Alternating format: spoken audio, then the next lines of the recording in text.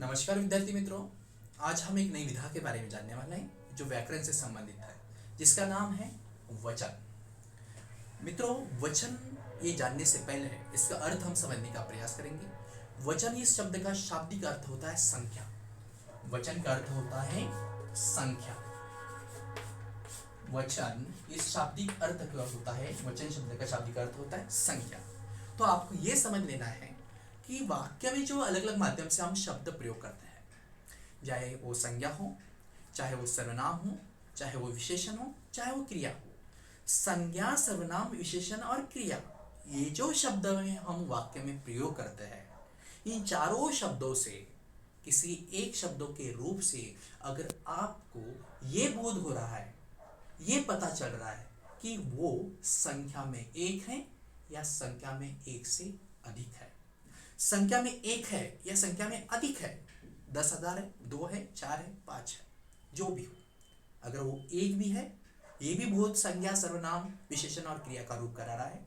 वो संख्या में एक से अधिक है, ये भी अगर संज्ञा, सर्वनाम, विशेषण और क्रिया शब्द आपको बोध करा रहा है, तब उस शब्द के उस रूप को हम कहते हैं वचन। उसे रूप को हम कहते हैं वचन, और वचन का ही शाब्दिक अर्थ होता है संख्या।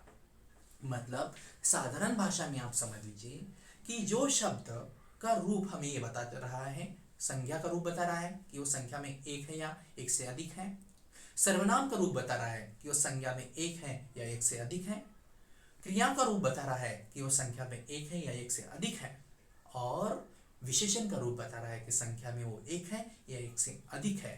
ऐसे रूपों के माध्यम से संख्या का बोध कराने वाले उस शब्द को या उस रूप को हम वचन कहते हैं। हम कहते हैं वचन। तो इस आधार पर, इस संख्या के आधार पर, उस वचन के आधार पर हिंदी भाषा में दो प्रकार वचन के देखे जाते हैं। दो प्रकार जो हैं वचन के, जो दो प्रकार हैं, पहला भेद है या पहला प्रकार है एक वचन, और दूसरा होता है अनेक वचन, बहुवचन। क्या होता है? बहुवचन। एक वचन नाम में ही सब कुछ छिपा है, आपको भली भांति पता है। एक वचन जहां पर एक संख्या का बोध कराया जा रहा है, जहां पर वो संख्या में एक है, जहां पर वो संख्या में एक है, इसका बोध कराया जा रहा है। चाहे वो संज्ञा का रूप हो, चाहे वो सर्वनाम के रूप से पता चल रहा हो, चाहे विशेषण के रूप से पता चल रहा हो, या क्रिया के रूप से पता चल रहा हो। मतलब वाक्य में अगर सर्वनाम आया है और उसके रूप से आपको पता चल रहा है कि वह संख्या में एक है, तो भी एक वचन। अगर वाक्य में संज्ञा शब्द आया है, उसके रूप से भी आपको पता चल रहा है कि वह संख्या में एक है, तो भी एक वचन। अगर वाक्य में विशेषण शब्द आया है, उससे भी आपको पता चल रहा है कि वह संख्या में एक है, तो भी वो एक वचन। अगर वाक्य में क्रिया शब्द आया है, उसके रूप से भी हमें ये पता चल रहा है कि वह संख्या में एक है, तब भी उसे हम एक वचन ही कहेंगे। मतलब संज्ञा, सर्वनाम, विशेषण और क्रिया की जिस रूप से ये पता चलेगा कि वह संख्या में सिर्फ एक है, एक से अधिक नहीं है, ऐसे बोध कराने वाले उस रूप को हम एक वचन कहेंगे। उदाहरण के रूप में बच्चा खेल रहा है। उदाहरण अगर देखेंगे तो हम देखेंगे यहाँ पर बच्चा खेल रहा है, बच्चा खेल रहा है, खेल रहा है। याद रखिए कि बच्चा, यहाँ पर जो संज्ञा शब्द प्रयोग हुआ है, इससे आपको पता चल रहा है कि वहां पर बच्चे नहीं खेल रहे, तो बच्चा एक अकेला खेल रहा है, उसका नाम यहाँ पर बोध नहीं हो रहा है। लेकिन आपको इतना तो पता चल रहा है इस शब्द से कि वहां पर अकेले की बात की जा रही है। तो यहाँ पर अकेले की बात की जा रही है, इसी वजह से इसे कहेंगे हम एक वचन। दूसरा जो भेद है, दूसरा जो भेद है वचन का, वो होता है बहुवचन। बहुवचन। आपको इतना याद रखना है कि जब आप संज्ञा, सर्वनाम, विशेषण और क्रिया के माध्यम से ये बोध कराने का प्रयास कर रहे हैं, या आपको ये बोध हो रहा है कि वह संख्या में एक न होते हुए एक से अधिक है, तो एक से अधिक मतलब वो हो सकता है 2 है, हो सकता है वो 2 करोड़ है, यानी एक से अधिक है।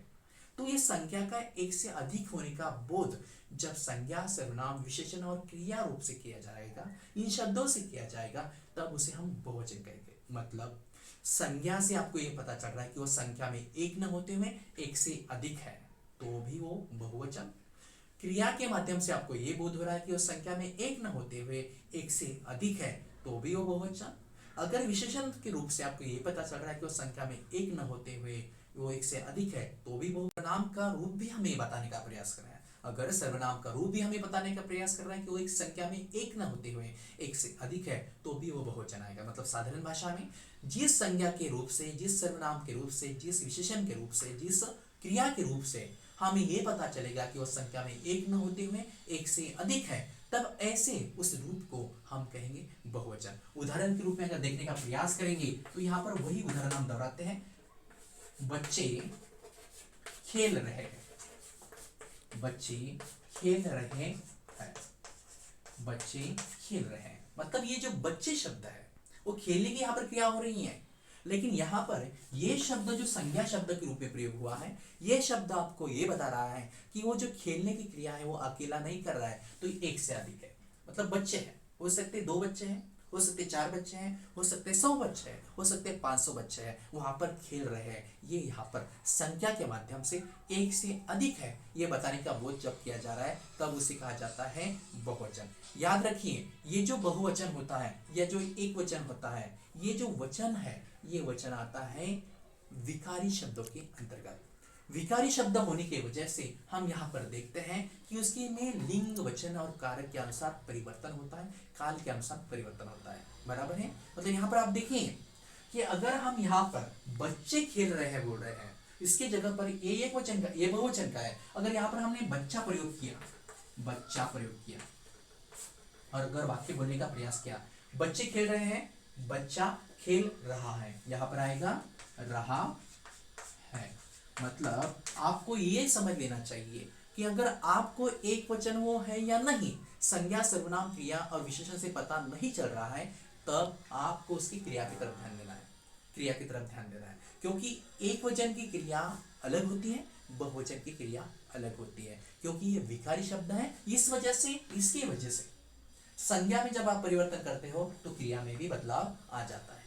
बराबर है। संज्ञा अगर एक है तो रहा है, संज्ञा अगर एक से अधिक है तो रहे है। तो इस तरह से आप अलग अलग माध्यम से वहां पर वो बहुवचन है या एक वचन है इसके बारे में जान सकते हैं। लेकिन साधारण भाषा में संज्ञा, सर्वनाम, विशेषण और क्रिया के जिस रूप से पता चलता है कि वो संख्या में एक है तो उसे एक वचन कहा जाता है।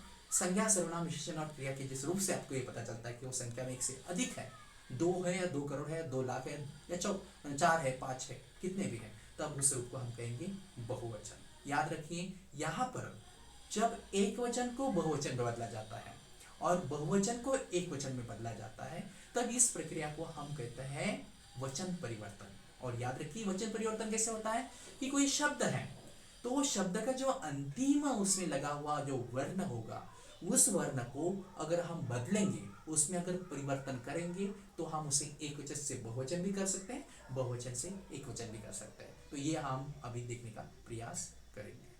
वचन के माध्यम से और अन्य बातों भी आपको ध्यान रखना है, क्योंकि अभी तक हमने क्या देखा सिर्फ कि जिस संज्ञा, सर्वनाम, विशेषण और क्रिया के रूप से पता चलता है कि वो एक है, एक वचन। जिस संज्ञा, सर्वनाम, विशेषण, क्रिया के रूप से हमें पता चलता है कि वो एक से अधिक है तो बहुवचन।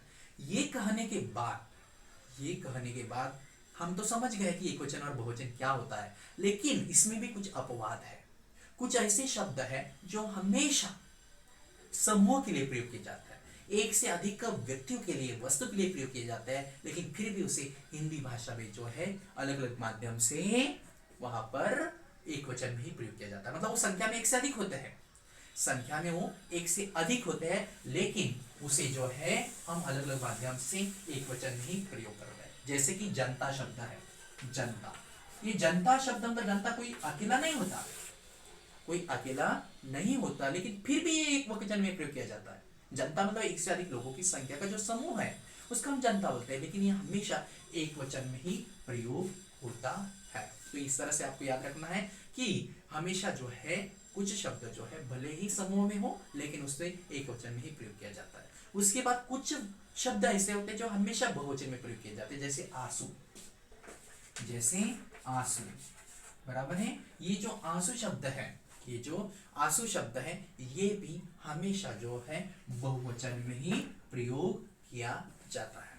कुछ शब्द ऐसे होते हैं कि भले ही वो एक वचन हो, लेकिन उसे बहुवचन में प्रयोग किया जाता है। जैसे कि किसी को अगर आपको आदर देना है, किसी को अगर आपको सम्मान देना है, तो वो आदर और सम्मान देने के लिए आप जो